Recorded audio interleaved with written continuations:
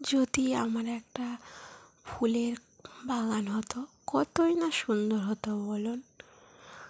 কত সুন্দর এই ফুলের বাগানে ভেসে যেতাম, কতই না সুন্দর হতো। আমাকে ফুলের বাগানে এত সুন্দর লাগে, কি বলবো আপনাদেরকে। তাই হ্যালো গাইস, আসসালামু আলাইকুম।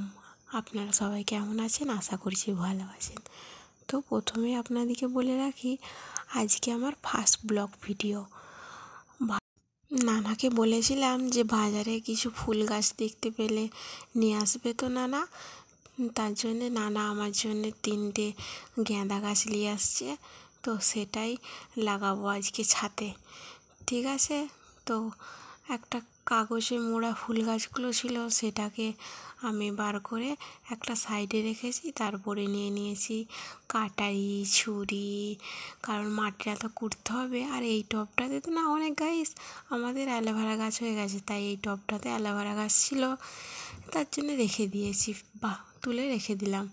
এই টবটাতেই গাঁদা গাছ লাগাবো, একটা টবে গাঁদা গাছ লাগাবো। মাটিটা না অনেক শক্ত হয়ে গেছে গাইস, পানি ফানি দেওয়া হয়নি, তার জন্যে কাটারি করে কুচ্ছিলাম, অনেক দেরি হচ্ছিল গাইস।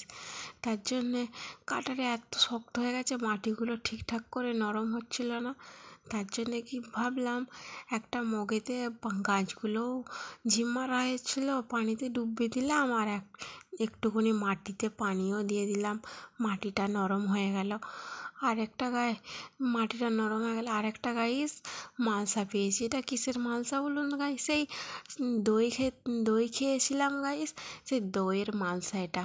মালসাটাতে একটু নিয়ে নিলাম, নিয়ে নেওয়ার পর আর একটু ওই মালসাটাতে মাটি ছিল, সেটা মিক্স করে দিলাম।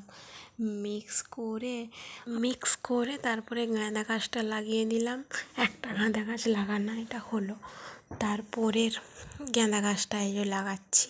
এতেও সেম করেছি, ওই 2 রকম মাটি মিশিয়ে আর এই গাঁদা গাছটা লাগিয়ে দিলাম।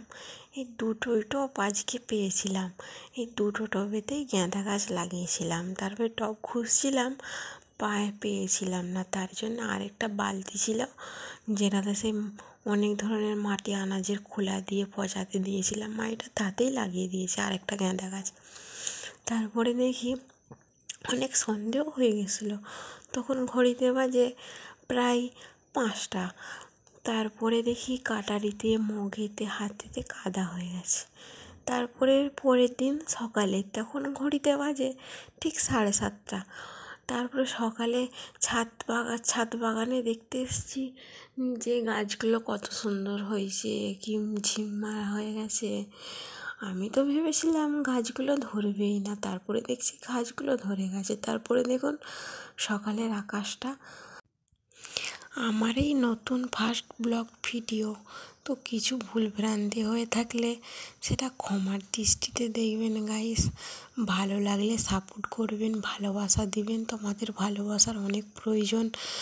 তো ভালো লাগলে লাইক, কমেন্ট, শেয়ার, সাবস্ক্রাইব।